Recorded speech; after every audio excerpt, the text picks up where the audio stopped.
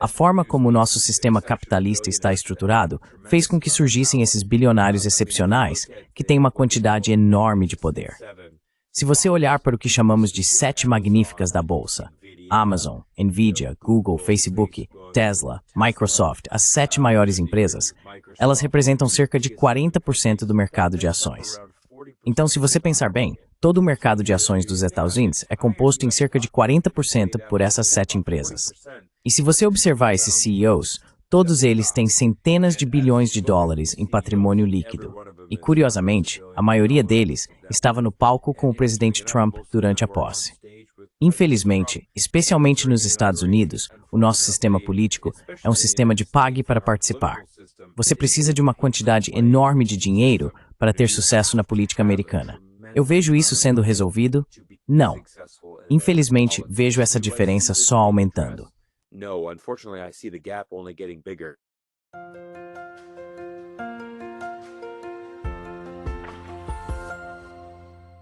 Hello everybody, this is Pascal from Neutrality Studies and Olá pessoal, aqui é Pascal Lotaz, do Neutrality Studies, e hoje estou conversando com Cyrus Jansen, consultor internacional de negócios, empreendedor e também analista do YouTube, com um canal muito grande que está chegando a 1 milhão de inscritos.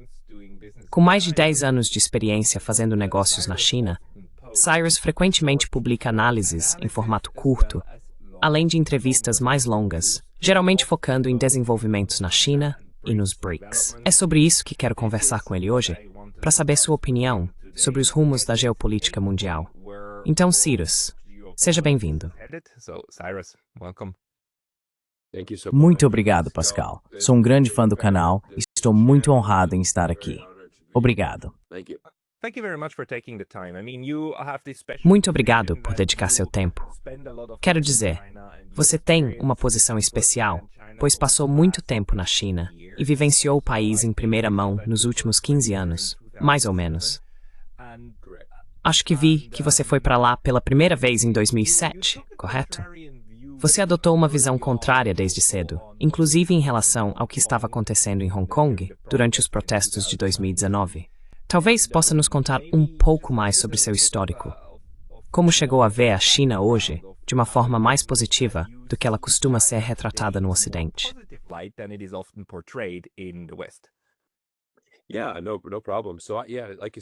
Sim, sem problema. Então, como você disse, eu fui para a China pela primeira vez em 2007 e comecei minha carreira lá.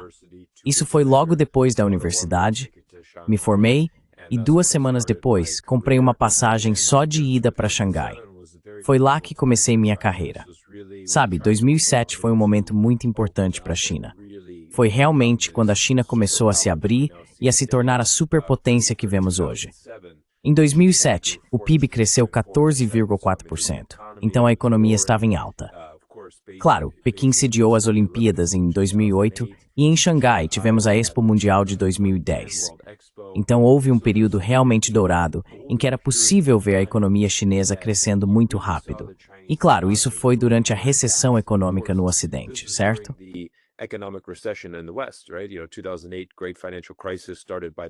Você sabe, a grande crise financeira de 2008 começou com a crise das hipotecas nos Estados Unidos. E então começou-se a ver uma grande mudança, com muitas empresas indo para a China. Por exemplo, eu trabalhava com a Câmara Americana de Comércio. Tínhamos centenas e centenas de empresas americanas indo para a China, fechando grandes negócios. Naquela época, era um momento incrível para estar na China, especialmente sendo americano, porque realmente era uma oportunidade de ouro para fazer negócios, ganhar muito dinheiro e fortalecer esse grande relacionamento entre os Estados Unidos e a China, trabalhando juntos.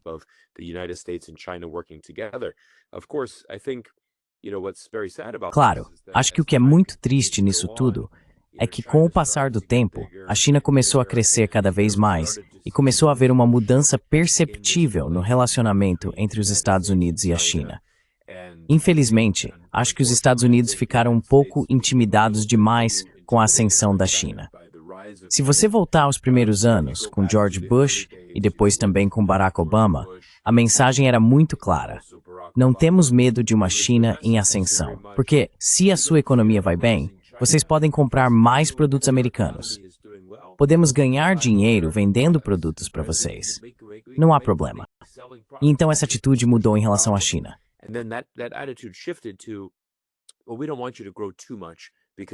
Bem, nós não queremos que vocês cresçam demais, porque sabe, vocês já estão crescendo rápido demais agora. E queremos garantir que vocês fiquem, digamos, confortavelmente em segundo lugar em relação aos Estados Unidos, que sempre devem ser a hegemonia mundial, e nós sempre devemos ser o número 1. Então existe muito essa mentalidade protecionista americana, esse excepcionalismo americano de que devemos ser os melhores e de que somos os melhores. Mas começou a mudar muitas coisas. E claro, a China evoluiu muito. Então vimos como a China mudou.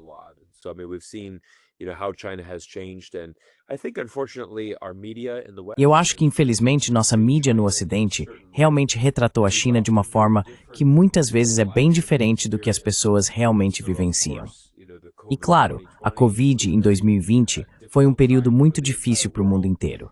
Eu diria que esse foi realmente o auge disso, quando muitas pessoas começaram a olhar para a China e dizer a culpa da Covid é da China.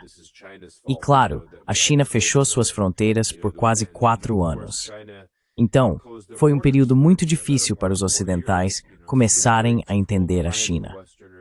E também não foi um bom momento para a China, porque, se olharmos para a história da China, quando o país esteve fechado para o mundo, foi justamente quando esteve mais pobre.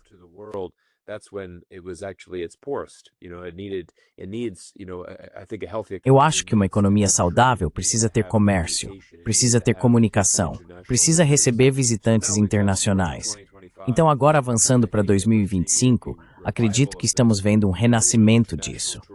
O turismo internacional está crescendo muito rápido na China.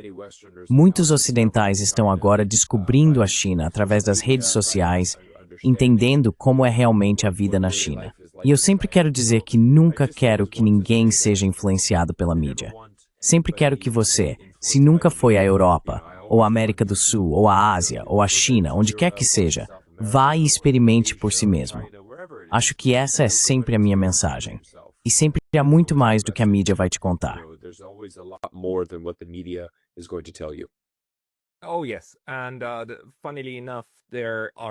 Sim. E curiosamente, sempre existem certos temas que a mídia, ou pelo menos a grande mídia, tenta empurrar. E o atual é que a China é esse tipo de ameaça assustadora do outro lado do Pacífico. Mas sabe, a ideia de que a China é um problema não começou ontem, certo? Quero dizer, o Obama declarou em 2016 o grande pivô para a Ásia. E eu me lembro, sabe, dessa narrativa da ameaça chinesa. Isso já tem uns 15, 20 anos também, pelo menos. Sim, sim.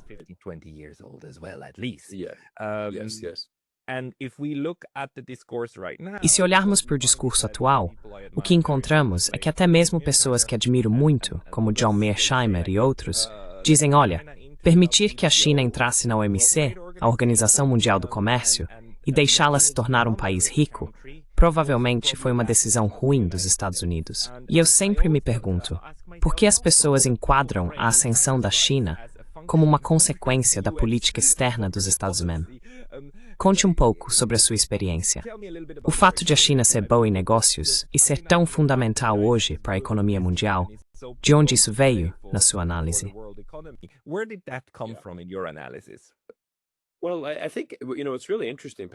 Bem, eu acho que, sabe, o que é realmente interessante, Pascal, é que se você voltar lá atrás, até o presidente Mao, então, Mao Zedong, quero dizer, Mao Zedong era realmente muito insistente em construir uma relação melhor com os Estados Unidos.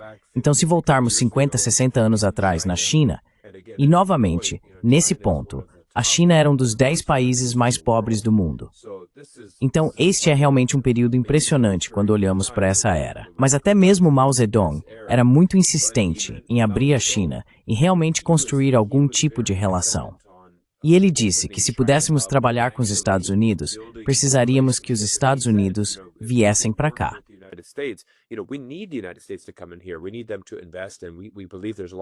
Nós precisamos que eles invistam, e acreditamos que há muito potencial na China, mas isso exigirá abertura. Infelizmente para o presidente Mao, o governo dos Estados Unidos nunca quis conversar com ele, porque ele era comunista. Eles simplesmente disseram, não há como termos qualquer diálogo com você, porque você é o inimigo. E é preciso lembrar, se voltarmos a essa história, que Chiang Kai-shek, que foi para Taiwan, recebeu um enorme financiamento do governo dos Estados Unidos. Quero dizer, o governo americano investiu centenas de milhões de dólares apoiando Chiang Kai-shek.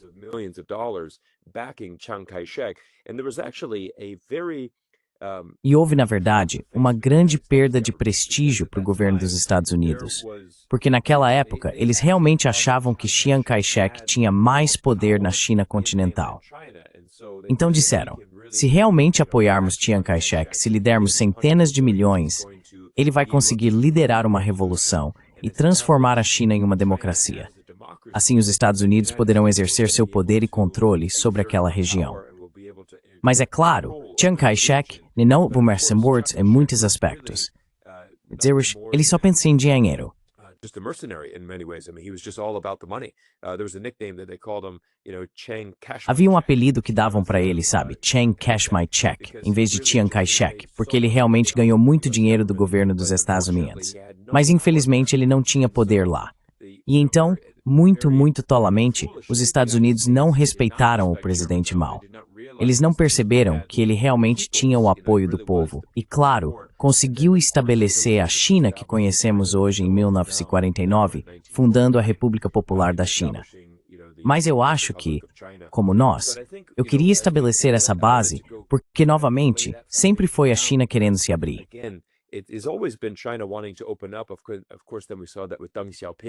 Claro, depois vimos isso com Deng Xiaoping nos anos 1980, que realmente disse, olha, agora vamos realmente abrir a China e adotar essas medidas capitalistas.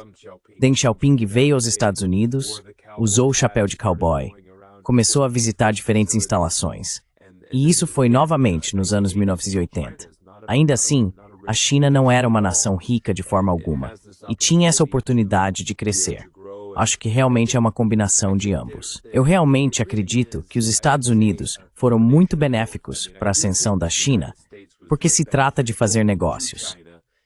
Mas o que sempre precisamos lembrar é que são os CEOs americanos e as empresas americanas que estão indo para a China, construindo fábricas, criando empresas e trabalhando com o povo chinês.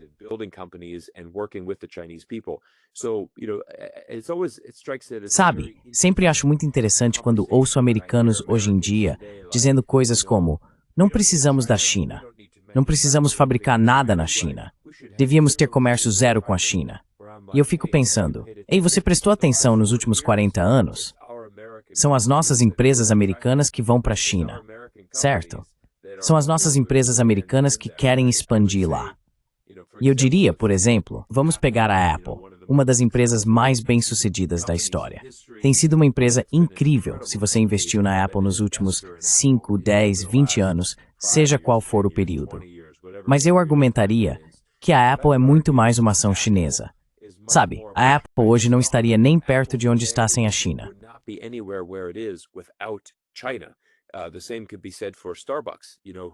O mesmo pode ser dito sobre a Starbucks, que por muitos e muitos anos teve um enorme crescimento e receita impulsionados pela China. E você pode realmente analisar várias empresas assim, quando começa a olhar para essas empresas americanas e quanto da receita delas vem da China, ou quanto dos seus produtos são realmente fabricados e produzidos na China. Sabe, isso também trouxe grandes benefícios para os Estados Unidos. Por isso, sempre acho esse um argumento interessante. E acredito que vimos uma situação de ganha-ganha com a entrada da China na OMC. Acho que vimos uma situação de ganha-ganha com empresas americanas construindo fábricas na China e fazendo negócios na China. Na minha opinião, tem sido uma situação de ganha-ganha.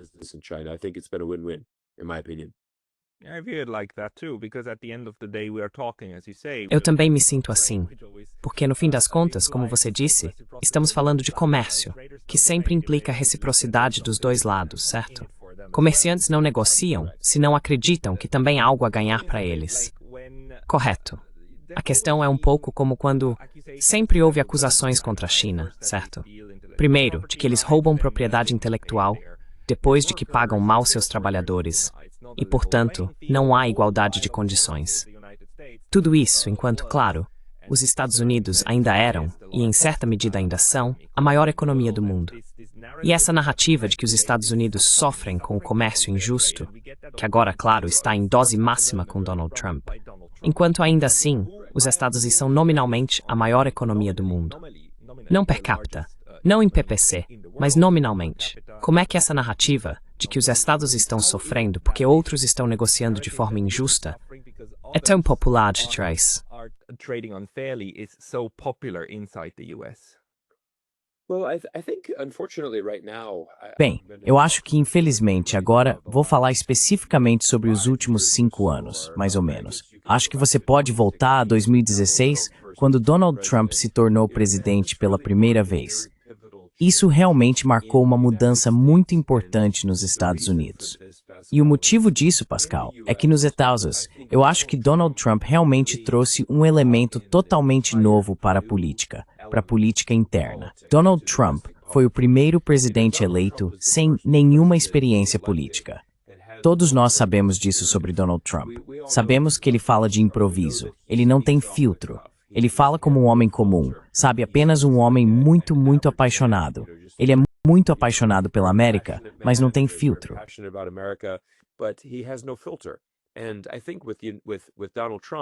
E eu acho que com Donald Trump, sabe, há tantas coisas que ele diz que não passam na checagem de fatos. Elas não fazem sentido, mas é realmente só o que ele está sentindo no momento. Mas o motivo pelo qual ele tem sido muito popular nos Estados Unidos é porque ele simplifica as coisas. Bem simplesmente, a grande maioria dos americanos não entende de política. Eles não entendem de economia. A maioria dos americanos vive de salário em salário. Então, quando você tem alguém falando com você de uma forma tão simples, como, vamos tornar a América grande de novo, vamos reduzir seus impostos, vamos criar mais empregos americanos, quando você tem apenas esse tipo de slogan, isso realmente ressoa com uma grande parte da população. E é por isso que ele se tornou tão popular. Agora, será que ele consegue fazer isso? Será que ele realmente consegue tornar a América grande de novo?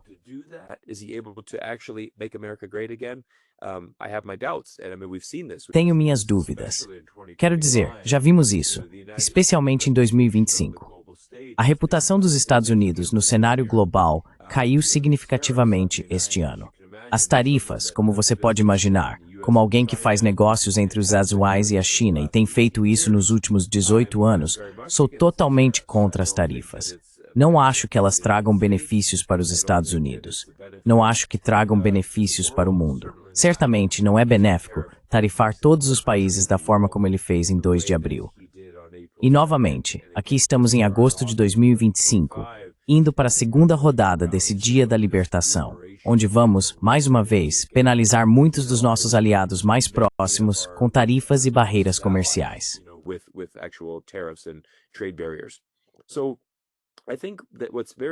Então acho que o que é muito revelador aqui é o J.D. Vance.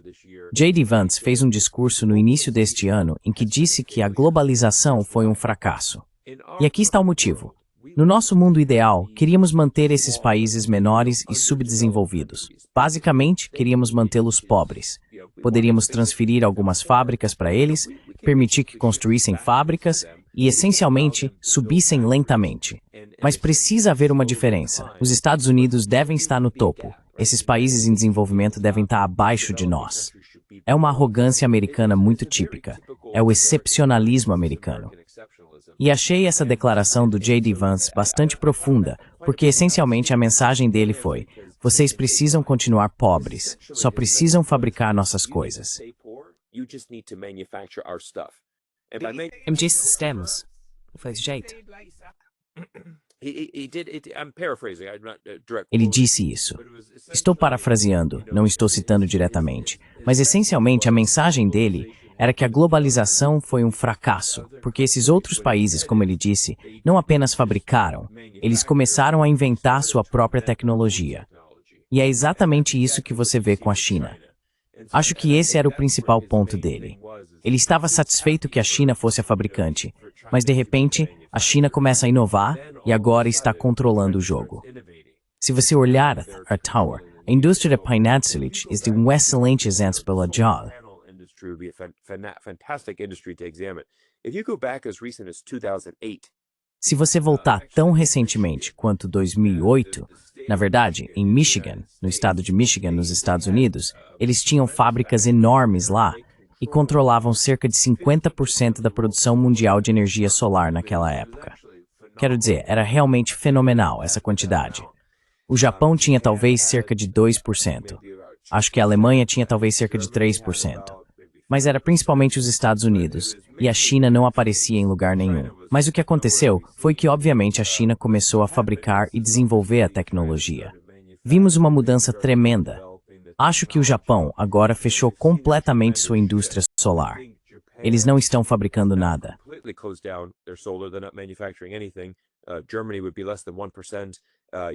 A Alemanha teria menos de 1%. Os Estados Unidos também muito, muito pouco.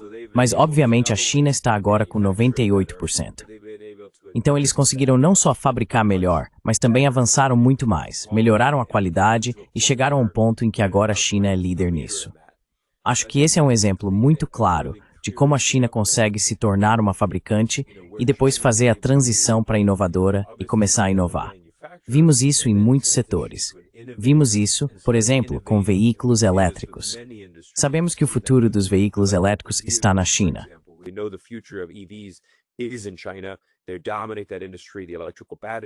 Eles dominam esse setor. Baterias elétricas, energia renovável, seja eólica ou turbina, e até, por exemplo, microchips. A China não é tão avançada. Obviamente, Taiwan e os Estados Unidos estão à frente em semicondutores, que é um processo extremamente técnico, certo? Não existe um país no mundo que consiga fabricar totalmente seus próprios semicondutores. É necessário um esforço colaborativo. Tenho certeza de que você e nossos convidados sabem, como a ASML, a empresa holandesa, eles são a única empresa no mundo que produz aquela máquina de litografia de ponta. Então, seja em Taiwan, Japão ou Estados Unidos, é preciso ter aquela máquina da ASML, dos Países Baixos. Achei que o Japão também tivesse um. O Japão não produz máquinas de litografia também? Eu não sei se está no mesmo nível. Acho que a ASML é a principal, aquela máquina específica. Mas sei que não existe um país que consiga fazer isso sozinho. Normalmente é um esforço colaborativo, em algum nível. Então, acho que o que você está vendo é, bem, você está olhando para a China, e a China está avançando muito rápido. Acho que é um exemplo fascinante em que vimos uma mudança real do governo Donald Trump há apenas algumas semanas. Por muito tempo, ele quis proibir a NVIDIA de vender seus microchips avançados para a China. Depois, eles basicamente mudaram de ideia e disseram, bem, percebemos que ao proibi-los, estamos basicamente incentivando a China a inovar. Então agora vamos permitir que a NVIDIA volte a vender os chips H20 para a China, porque não queremos entregar todo esse mercado para a China.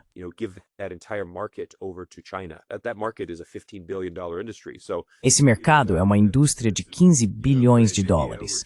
Então veja, para a NVIDIA, que é a maior empresa dos Estados Unidos, na verdade a maior empresa do mundo agora, com um valor de mercado de 4 trilhões de dólares. Para a NVIDIA, Jensen Huang ficou muito satisfeito, porque tem ido frequentemente a Pequim dizendo, olha, queremos vender nossos chips para vocês. E eu acho que para o Jensen, ele disse que à medida que o mundo avança em IA, isso é ótimo, a China deve avançar, os Estados Unidos devem avançar, e com sorte todos podem avançar com chips da NVIDIA. Então, novamente, você tem Jensen Huang, um empresário americano, acredito que ele nasceu em Taiwan, tem origem taiwanesa, mas é cidadão dos Estados Unidos, CEO da maior empresa de tecnologia do mundo, defendendo mais comércio e um relacionamento melhor entre os Estados e a China.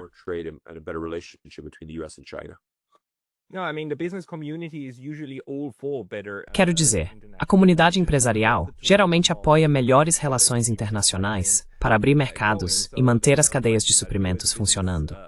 Portanto, não há dúvida de que as empresas dos Estados Unidos e da China obviamente gostariam de cooperar. A questão então é, até que ponto o sistema político permite que isso aconteça e em quais termos? Mas talvez eu deva te perguntar sobre essas restrições comerciais que o Sr. Trump está tentando impor. And you to each embrace this, etc. Trump is trying to bring up and what we've also learned through them, right? I mean, this whole it's really fascinating. Quero dizer, tudo isso é realmente fascinante agora que os Estados Unidos estão lançando mão, estão usando tarifas, que você sabe, a maneira clássica de usar tarifas é dizer, vamos desenvolver indústrias estratégicas. Ou, por causa de grupos políticos muito importantes, precisamos proteger certos mercados. Precisamos garantir que nossos agricultores domésticos não sejam prejudicados, porque senão vamos perder poder, e assim por diante. Então você usa isso como um instrumento muito detalhado, em setores muito específicos. O Sr. Trump começou a usá-las, basicamente, como uma forma de sanção leve. É como, ok, vamos punir sua indústria de exportação com o nosso domínio de mercado.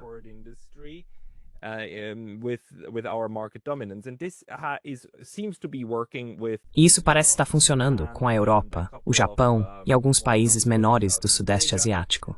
Mas não está funcionando com a China. E Índia e Brasil também estão dizendo, olha, não vamos mais aceitar isso. E esses são basicamente os países do BRIC. E a China ainda dobrou a aposta e disse, vocês querem nos punir assim? Então, que tal se a gente parar de vender terras raras para vocês? E de repente, o Sr. Trump teve um choque de realidade, percebendo que precisamos de tudo isso na nossa indústria de defesa e que nem conseguimos fabricar armas sem os chineses. Então, o que você acha disso? Do que estamos aprendendo com as guerras tarifárias, se quisermos chamar assim?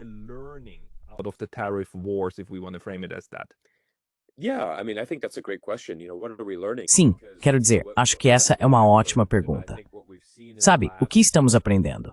Porque veja, o que eu aprendi, e acho que o que vimos nos últimos, digamos, 6 meses da presidência de Donald Trump, é que houve muita inconsistência. E acho que isso é uma coisa que, por exemplo, quando estamos fazendo negócios, o que queremos? Queremos ter a capacidade de prever o futuro. Queremos estabilidade, especialmente quando lidamos com empresas multibilionárias, que têm fábricas espalhadas pelo mundo, que fazem pagamentos internacionais, enviam estoques e tem todo esse comércio internacional acontecendo.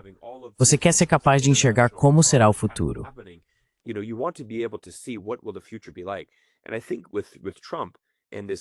E eu acho que com Trump e essa política de tarifas que vai e volta, isso trouxe muita insegurança para o futuro e muita incerteza, instabilidade. E acredito que esse é realmente um ambiente muito difícil para se fazer negócios. Você já começou a ver muitas empresas americanas, por exemplo, começarem a retirar suas projeções por segundo e terceiro trimestres. Elas disseram, olha, não podemos divulgar projeções agora, porque não sabemos quais serão as tarifas de fato.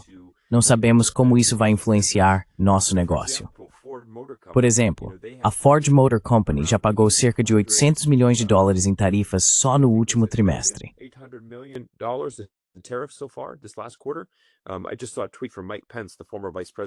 Acabei de ver um tweet do Mike Pence, o ex-vice-presidente. Deixe-me só conferir isso rapidamente. Ele falou sobre isso mesmo.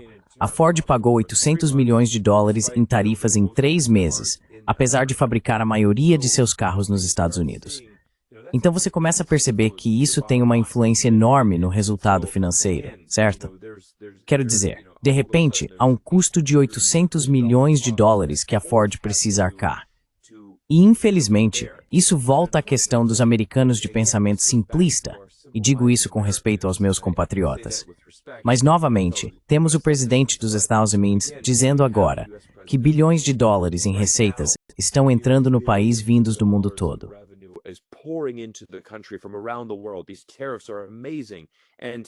Essas tarifas são incríveis, e a comunidade dele está pensando, isso é incrível. Sabe, estamos ganhando tanto dinheiro de todo mundo. Mas, novamente, são os americanos e as empresas americanas que estão pagando a taxa da tarifa. Veja a Ford. Essa empresa está pagando ao governo dos Estados Unidos 800 milhões de dólares em tarifas. E quem vai acabar pagando isso? Obviamente, o consumidor da Ford.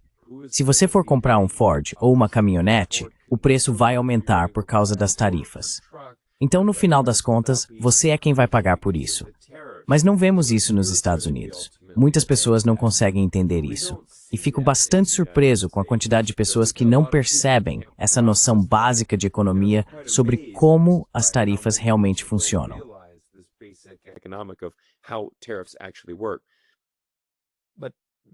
Sorry, may I ask one Desculpe, posso fazer uma pergunta que tenho? Porque, ok, esse é um lado. Mas a implicação lógica da política do Sr. Trump não é que ele está forçando outros países a investir nos Estados Unidos? Porque na cabeça dele parece que esses países podem simplesmente entregar o dinheiro. Mas não é assim que acontece, certo? Eles vão comprar ações, títulos, terras, empresas e fábricas nos Estados Unidos. Então, basicamente, estamos falando de Donald Trump forçando investidores estrangeiros a possuir ativos americanos, ações de empresas e assim por diante. E isso não vai necessariamente levar a uma situação em que os Estados se vão dizer: ei, por que tanta parte da nossa indústria está sendo de repente controlada pelos japoneses, alemães, europeus e até mesmo pelos brasileiros, se eles entrarem nessa? Isso não é, estrategicamente, entregar ativos para estrangeiros? Handing over assets to foreigners? Well, that's a good question, Pascal. I want to say two things. Bem, essa é uma boa pergunta, Pascal. Quero dizer duas coisas, porque você me lembrou de algo mais cedo quando falou sobre tarifas. Sabe, tarifas usadas de maneiras específicas, eu acho que podem realmente ser boas. E como você disse no começo, se forem usadas de forma muito estratégica e direcionadas a uma determinada indústria. O que nunca vimos, por exemplo, é um presidente ou um país aplicar tarifas generalizadas a países inteiros em todos os setores, certo? Então essa é a diferença. As tarifas do Trump elas são muito manipuladoras e na verdade são meio que qual é o termo que estou procurando? É como uma forma é um ataque malicioso a um país.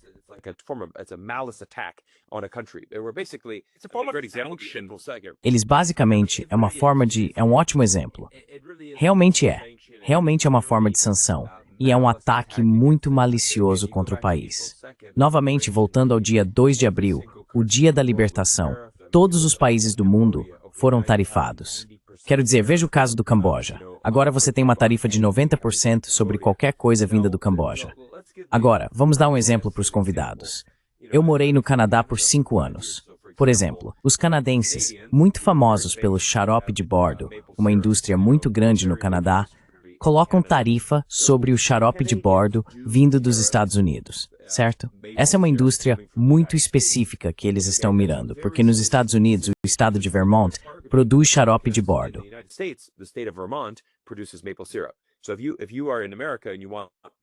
Então, se você está nos Estados Unidos e quer xarope de bordo verdadeiro, você compraria do estado de Vermont, que é muito famoso por produzir xarope de bordo.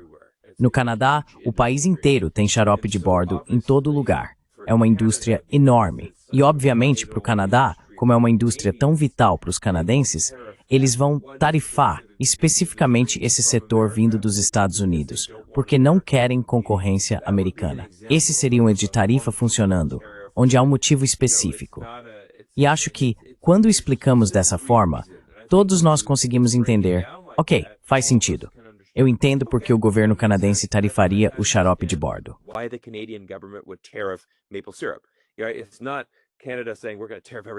Não é o Canadá dizendo, vamos tarifar tudo dos Estados Unidos, ou vice-versa. Então, acho que outra coisa que realmente entra em conflito com isso, Pascal, é que vemos Donald Trump aplicando diferentes níveis de tarifas e diferentes cláusulas para tarifas. Por exemplo, quando o Canadá disse que queria reconhecer a Palestina, Donald Trump imediatamente foi ao Truth Social e disse, ouvi dizer que o Canadá agora quer reconhecer a Palestina. Bem, isso vai influenciar suas tarifas, então vai ser mais difícil para vocês negociarem. Enquanto isso, por exemplo, França, Irlanda, Noruega e Espanha já disseram que vão reconhecer a Palestina, e Donald Trump não tem problema nenhum. Não há tarifas adicionais para eles. E para o Brasil, o país está com um processo judicial em andamento contra o ex-presidente de direita.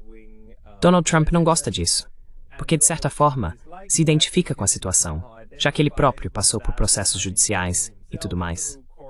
Então ele disse, vou impor uma tarifa de 50% se esse processo continuar. Uau. Sim, e esse é um exemplo muito claro de interferência nos assuntos internos de uma nação soberana. Quero dizer, você não pode impor tarifas a um país porque não gosta do fato de eles estarem julgando um ex-presidente. E a questão é que esse ex-presidente é um aliado muito próximo de Trump. Eles estiveram juntos na Casa Branca, ele é um grande fã de Trump. Então dá para entender por que Trump seria tão leal a isso. Trump quer lealdade e ele recompensa qualquer um que permaneça leal a ele. Mas no momento em que você deixa de ser leal ou questiona, acabou para você.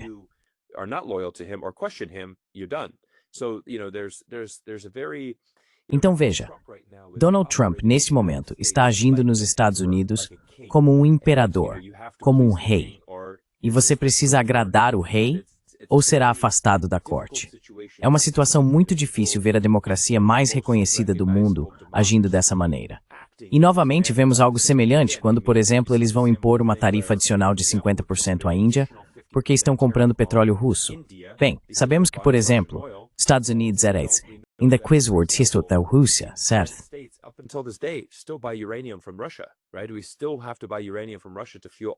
Ainda precisamos comprar urânio da Rússia para abastecer nossa própria indústria nuclear nos Estados Unidos. O New York Times escreveu um artigo fascinante sobre isso.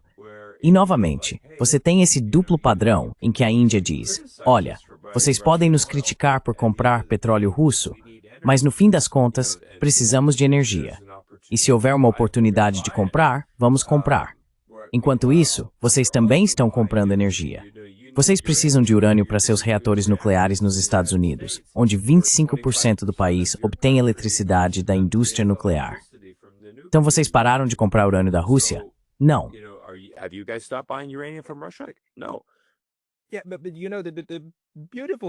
Sim, mas sabe, o interessante disso tudo é que torna a hipocrisia tão óbvia que você simplesmente não dá mais para esconder. Quero dizer, não cabe mais atrás de nenhum tipo de cortina. Mas isso também nos deixa com apenas uma coisa, que é o reconhecimento do fato de que o país, que por tanto tempo, durante a Guerra Fria e no período pós-Guerra Fria, gritava aos quatro ventos: livre comércio, livre comércio, livre comércio. Todo mundo entra na OMC, igualdade de condições e globalização. Agora mudou de rumo 180 graus, ou 360, como diria o ex-ministro das Relações Exteriores da Alemanha. Certo. Desculpe. Mas onde isso nos deixa?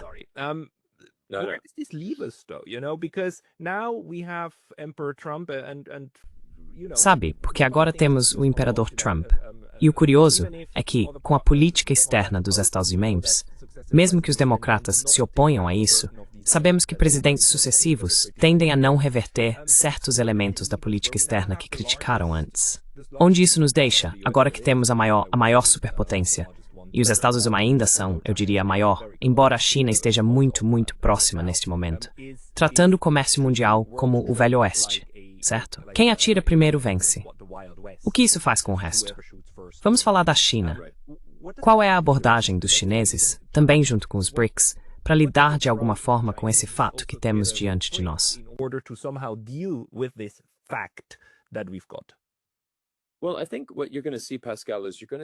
Bem, eu acho que o que você vai ver, Pascal, é que mais países vão se voltar para a China e, na verdade, fazer mais acordos comerciais.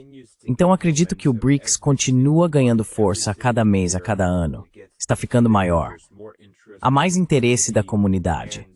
E sabe, eu normalmente faço muitos vídeos sobre o BRICS porque acho um tema muito fascinante. E o que sempre percebo é que sempre que faço um vídeo sobre o BRICS, eu leio os comentários e incrível que as pessoas estão sedentas por isso. Elas têm fome. Elas querem ver o BRICS sucesso.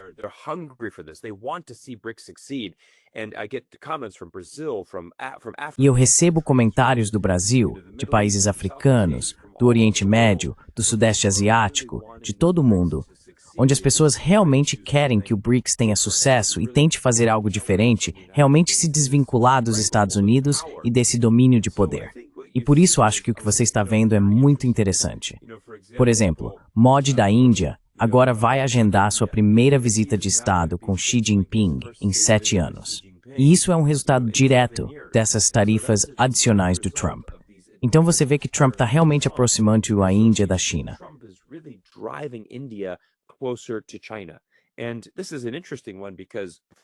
E essa é uma questão interessante, porque por muitos anos nos Estados Unidos, sempre vimos a Índia como uma ferramenta que basicamente poderíamos usar para tentar, você sabe, conter a China ou tentar, tipo, queremos ter a Índia do nosso lado. E a Índia sempre praticou uma diplomacia de tentar trabalhar com ambos os campos, certo? Eles querem, claro, ter um bom relacionamento com os Estados Unidos, mas ainda assim vão manter um relacionamento com a China. No ano passado, tanto Modi quanto Xi Jinping se encontraram e disseram, olha, vamos deixar de lado nossas divergências de fronteira. Você sabe, a fronteira entre Índia e China já teve alguns confrontos. Está na hora de resolver isso.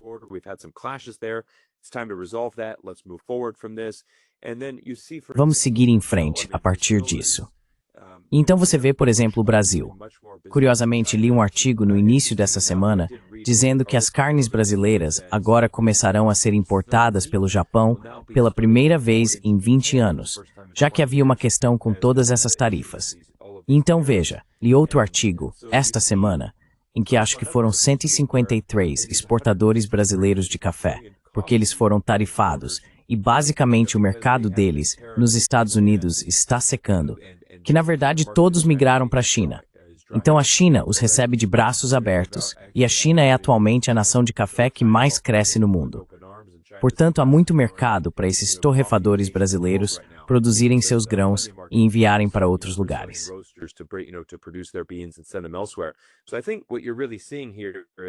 Então, o que acho que você realmente está vendo aqui é que, especialmente vindo da China, eu acabei de passar 6 semanas na China, viajando. Visitei 7 cidades diferentes, conversando com diferentes empresas, com clientes, basicamente tentando entender como será a China em 2025. O que eu realmente sinto, Pascal, é que os chineses do setor de manufatura estão definitivamente preocupados com as tarifas. Isso certamente teve um impacto, mas não é algo que vá acabar com os negócios deles. Por exemplo, os chineses são muito espertos. Eles sabem que cerca de 16% das exportações deles vão para os Estados Unidos. Agora, 16% é uma quantidade significativa, mas não é um valor que vá levar sua empresa à falência.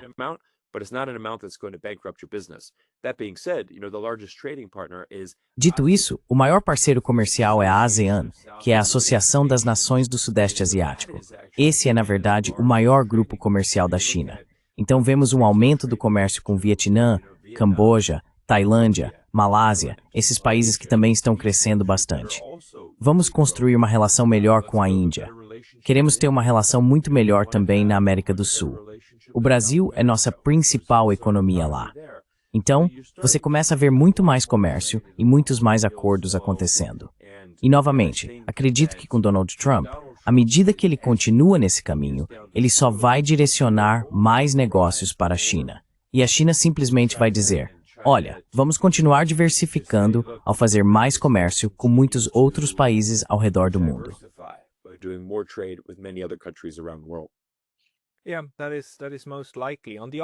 Sim, isso é o mais provável.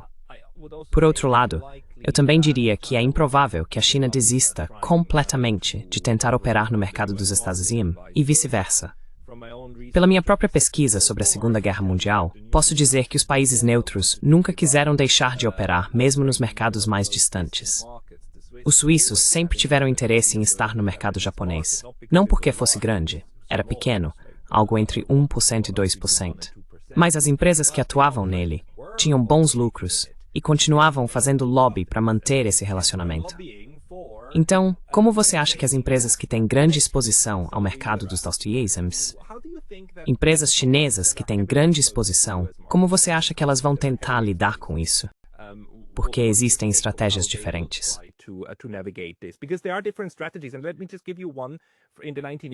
Deixe-me dar um exemplo. Nos anos 1980, os Estados Unidos colocaram muita pressão sobre o Japão, porque o Japão estava em uma posição semelhante à da China hoje. Chegou ao ponto de congressistas americanos quebrarem gravadores japoneses da Sony no Capitólio.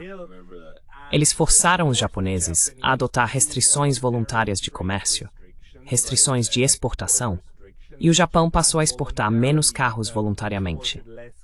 Mas o que eles fizeram foi, em vez de exportar muitos carros baratos, começaram a exportar apenas alguns, mas carros muito caros e de alto padrão, nos quais as margens de lucro eram muito maiores.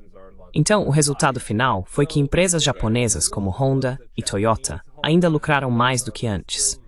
Mas os consumidores americanos deixaram de ter acesso a carros japoneses baratos. Existem maneiras de lidar com isso. O que você prevê? Como as empresas chinesas vão tentar navegar por essa situação?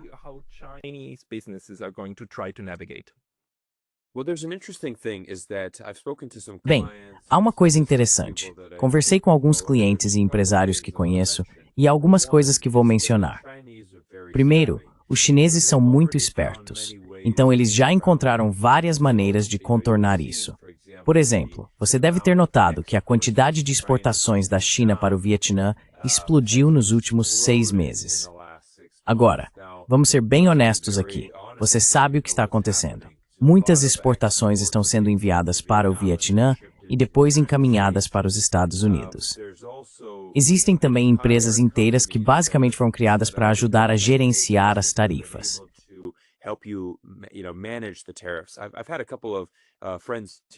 Eu tenho alguns amigos aqui que são empresários nos Estados Unidos e eles estão muito preocupados com isso. E é sempre isso que acho muito fascinante, Pascal. Os maiores defensores das tarifas, geralmente, são trabalhadores de colarinho azul, que, mais uma vez, não estão fazendo negócios nesse palco internacional. Eles estão apenas trabalhando em seus empregos das 9 às 5. São cidadãos americanos comuns, indo trabalhar no escritório, voltando para casa, assistindo a um jogo de futebol, tomando uma cerveja, apenas americanos comuns. São eles que realmente se identificam com o Trump. São eles que acabam acreditando nessa história que o Trump contando para ele.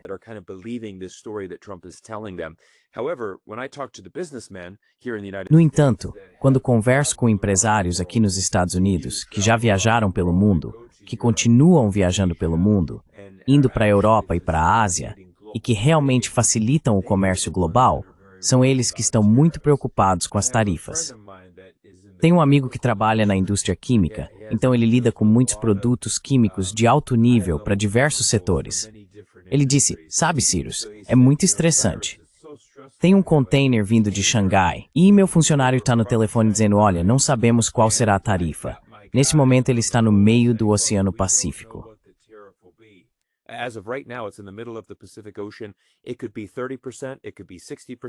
Pode ser 30%, pode ser 60%, pode ser 20%.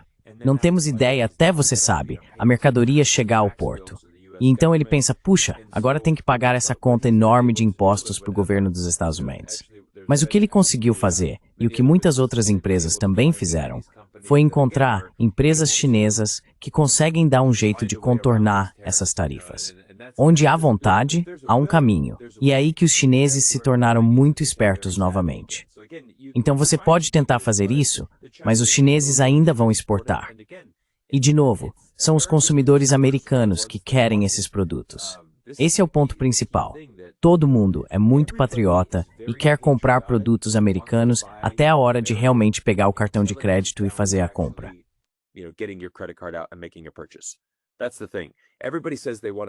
Essa é a questão. Todo mundo diz que quer comprar produtos americanos e não comprar produtos estrangeiros. Mas a prova, e isso já foi mostrado por muitos estudos de caso, é que só somos patriotas até a hora de pagar de verdade. E quando você entende por que nossas empresas americanas foram para a China em primeiro lugar, percebe que basicamente eu vejo a ideia de Donald Trump como uma ideia muito patriótica. Dou crédito a ele por isso. Olha, eu quero trazer empregos de volta para os Estados Unidos. Quero ver a América prosperando. Não há nada de errado em criar mais empregos para os americanos e aumentar a qualidade de vida no país.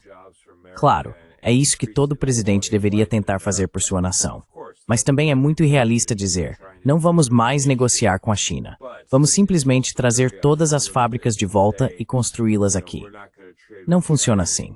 Não é assim que nossa economia global está estruturada em 2025.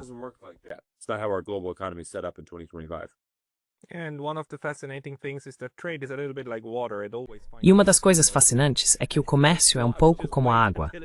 Sempre encontra um jeito de fluir. E se for bloqueado, ele simplesmente espera até poder passar, certo? Com certeza. O problema nos Estados Unidos é que esses trabalhadores de colarinho azul realmente perderam poder de compra, não é? eles realmente tiveram uma queda na riqueza disponível.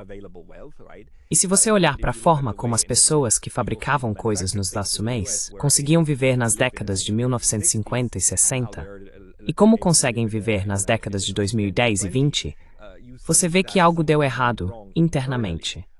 Você acha que existe alguma chance de os Estados Unidos tentarem resolver essas discrepâncias internas de riqueza, onde você tem, de novo, os 100 mais ricos, basicamente possuindo 30, 40% de todo o país, enquanto a base é uma loucura? E o quê?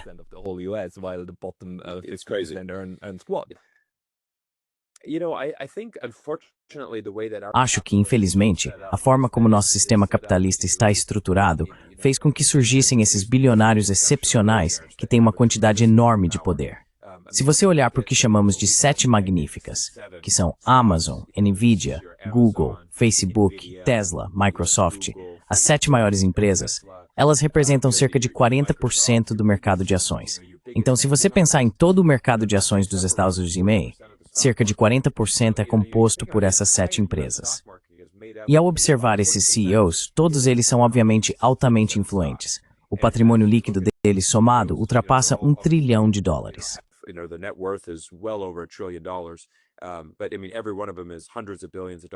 Mas quero dizer, todos eles têm centenas de bilhões de dólares em patrimônio líquido. E curiosamente, a maioria deles estava no palco com o presidente Trump durante a posse. Você viu o Zuckerberg lá, viu o Jeff Bezos lá, viu o CEO do Google lá. Então, quero dizer, todos eles estavam no palco com o Trump. E eu acho que, infelizmente, o que é muito interessante, especialmente nos Estados Unidos e no nosso sistema político, é que é um sistema de pague para jogar. Você precisa ter uma quantidade enorme de dinheiro para ter sucesso na política americana. Então eu vejo isso sendo resolvido?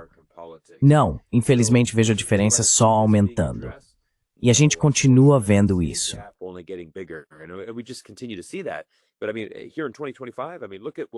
Mas quero dizer, aqui em 2025, veja o que temos visto, por exemplo, nos últimos 5 anos desde a Covid. A inflação subiu muito. E há muitos equívocos sobre isso, porque o governo divulga um número dizendo, ok, a inflação só subiu 2%. Não é grande coisa, 2% de inflação. Mas o problema é que se você realmente olhar para o custo dos produtos, o custo real de vida, vá ao supermercado e compre seus 20 itens essenciais. Compare esse custo de 2020 a 2025. É um aumento de cerca de 75%. E isso não é exagero. Quero dizer, de modo geral, custos de alimentos, papel toalha, qualquer coisa que seja uma necessidade básica nos Estados Unidos, aumentou substancialmente nos últimos 5 anos.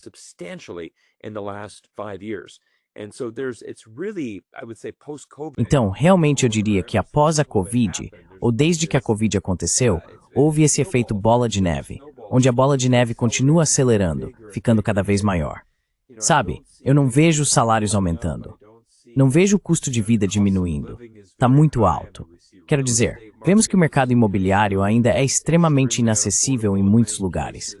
Infelizmente, a América é um lugar onde você precisa ter dinheiro para sobreviver. Se você consegue ganhar bem, então é um ótimo lugar para estar. Mas onde realmente se sente a pressão é nas famílias de baixa renda, na classe trabalhadora, nessa classe de baixa renda. Quero dizer, eles estão sendo pressionados cada vez mais a cada dia.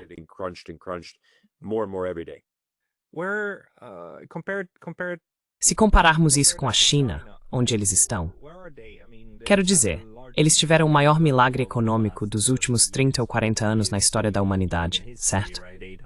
800 milhões de pessoas saíram da pobreza e entraram para a classe média. Pela sua experiência de vida lá, e também por ter viajado recentemente, isso é. Se você comparar o humor das pessoas da classe trabalhadora na China e nos Estados Unidos, eu presumiria que a China deve estar maravilhosamente otimista em relação ao futuro.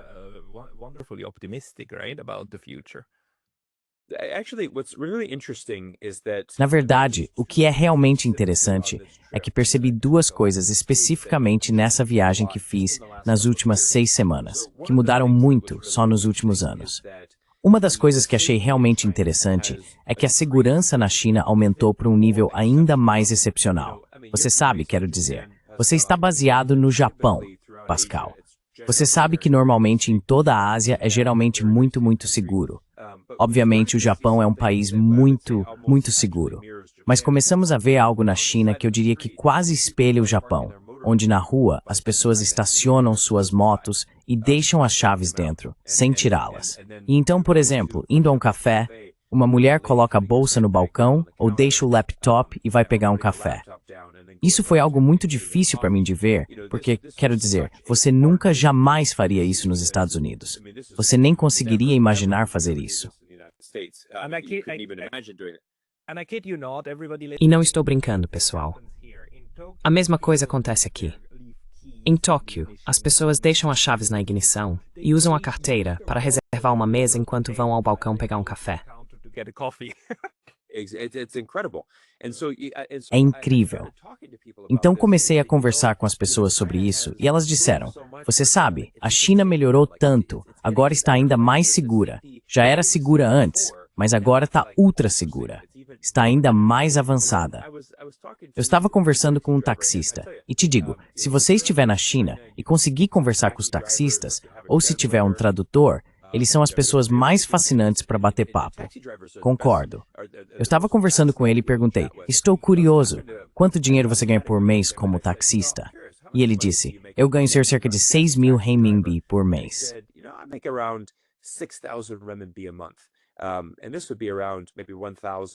Isso seria em torno de, talvez, 1.000. Apenas cerca de $1.000 americanos por mês. E eu perguntei, como isso é para você? E ele disse, sabe, 6.000 por mês. Ainda dá para ter uma boa qualidade de vida aqui. Eu sou rico? Claro que não. Vivo de salário em salário? Sim.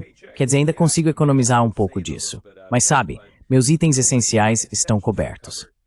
E ele disse, essa é a vantagem da China. Por exemplo, internet de alta velocidade. Nos Estados Unidos, para ter internet de alta velocidade em casa, você pagaria o equivalente a $120, $130 por mês para ter isso em casa. Na China, isso custaria alguns poucos dólares.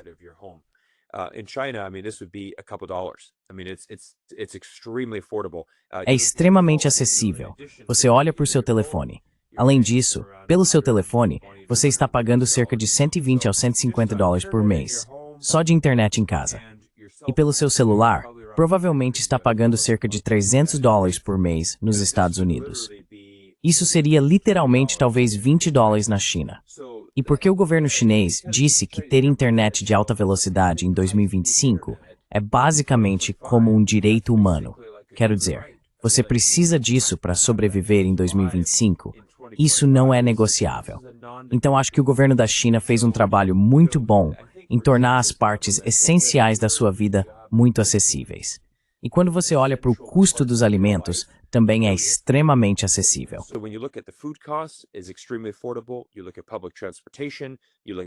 Você olha para o transporte público, olha para a internet, olha para essas coisas básicas, até mesmo um taxista ganhando $1.000 por mês. Sabe, isso é incrível. Você realmente ficaria surpreso. Ele provavelmente consegue economizar $200 ou $300 por mês desse salário, pagando pelo seu lugar e também cobrindo sua vida diária e outras necessidades.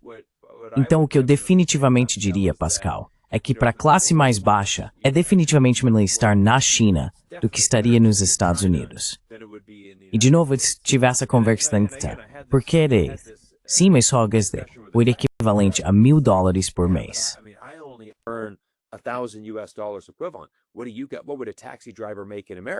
O que você ganha? Quanto um taxista ganha na América?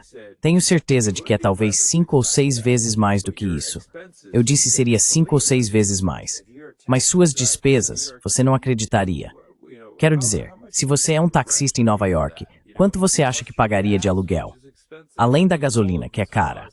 Quero dizer, todos esses custos. Sim, você poderia ganhar 6 vezes mais, mas seu custo de vida pode ser 20 vezes maior, ou seria significativamente maior.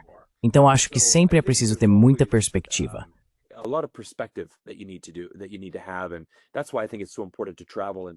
E é por isso que acho tão importante viajar e ver isso. Porque muitas pessoas no Ocidente que criticam vão dizer, sabe, o salário médio na China é $1.000 americanos por mês. Como alguém pode viver com isso? Bem, de novo, você está usando um salário chinês e aplicando isso à vida nos Estados Unidos. É claro que isso nunca vai fazer sentido, mas se você realmente entende qual é o custo de vida na China e como as pessoas vivem, vai perceber que esse, na verdade, é um bom salário e que existe muito otimismo. Quero dizer, quando estou andando pelas ruas da China, fui para Pequim, Xangai, Nanjing, Guangzhou, Shenzhen, Hong Kong.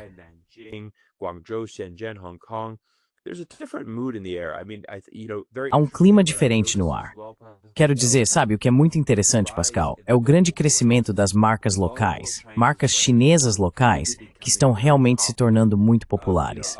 Vou te dar um exemplo. A Uniqlo do Japão, muito popular.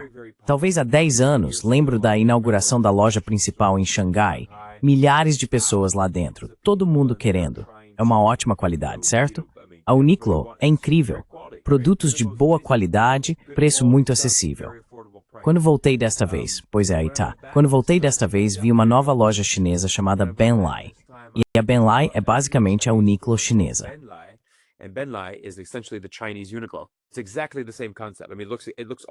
É exatamente o mesmo conceito.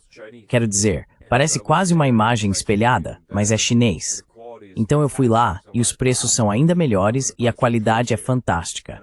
Eu pensei, uau, vou comprar algumas camisas aqui, vou comprar roupas de ginástica e vou comprar um monte de coisas nessa loja.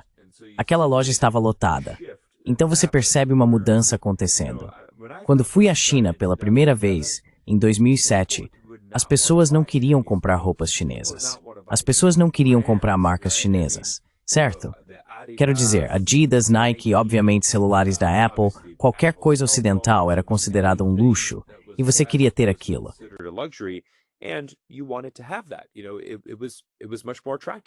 Sabe, era muito mais atraente usar os tênis Adidas mais novos do que o equivalente chinês. Mas agora você vê marcas chinesas surgindo e percebe essa mudança no comportamento do consumidor. Acho que muitos chineses, especialmente os jovens, são muito patriotas. Eles têm muito orgulho de serem chineses.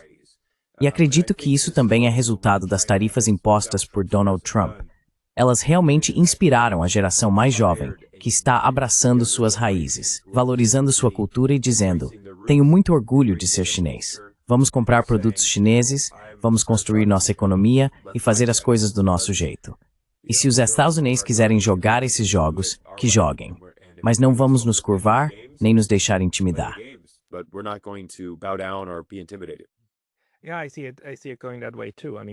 Sim, eu também vejo as coisas indo por esse caminho. Quero dizer, obviamente o sucesso também gera orgulho. Um orgulho justificado pelo que se conquista. Última pergunta. Quão fácil é para empresas estrangeiras fazerem negócios na China nesse novo ambiente? Você vê algum perigo de que, sabe, algum tipo de repressão possa vir do governo chinês, dizendo, ok, agora vamos punir as empresas americanas que operam aqui, porque não podemos retaliar lá fora. Existe esse risco?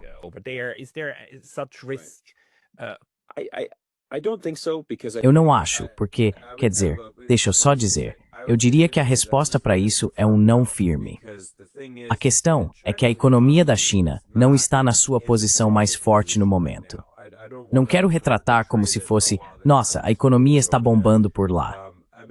A China tem suas próprias dificuldades, seus próprios desafios pelos quais está passando.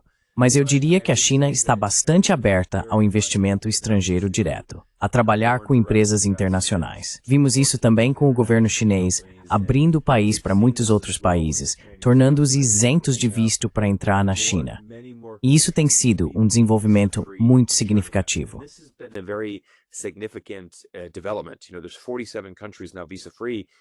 Atualmente, há 47 países com isenção de visto, e isso transformou o mercado internacional de turismo. O turismo internacional para a China está disparando, enquanto, infelizmente, nos Estados Unidos, o turismo está realmente em declínio. Podemos ver isso na cidade de Las Vegas, que é um ótimo termômetro para a economia dos estados, porque se a economia americana vai bem, as pessoas têm dinheiro. E se tem dinheiro, vão para Vegas, vão para jogar, se divertir. Mas, neste momento, Las Vegas está com uma queda de 11% em relação ao mês passado. Este é o 6º mês consecutivo de queda nas visitas turísticas a Las Vegas. Las Vegas, and especially the Canadians and Europeans. E especialmente os canadenses e europeus, eles não estão indo. Você sabe, os canadenses adoram Vegas. Eles não estão indo por causa disso. Eles estão especificamente boicotando, sabe, o Donald Trump. E tem havido quase que uma pequena recessão que começou aqui em Las Vegas por causa disso.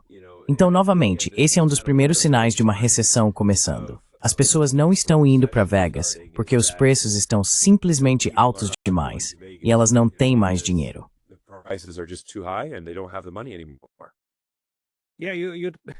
O que acontece em Vegas fica lá. Mas você não quer deixar nada lá agora, né? É uma cena bem diferente, sim. Certo. Ok, isso é algo que teremos que monitorar.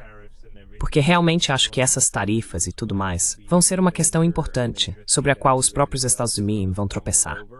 Mas isso está mudando a forma como estamos operando. A maneira como o sistema de comércio, o internacional, funciona. A China e outros estão assumindo a liderança na construção do futuro. E talvez chamemos você novamente para nos contar o que está acontecendo na comunidade empresarial. Cyrus Jensen, muito obrigado pelo seu tempo hoje. Pascal, muito obrigado, eu agradeço. Obrigado.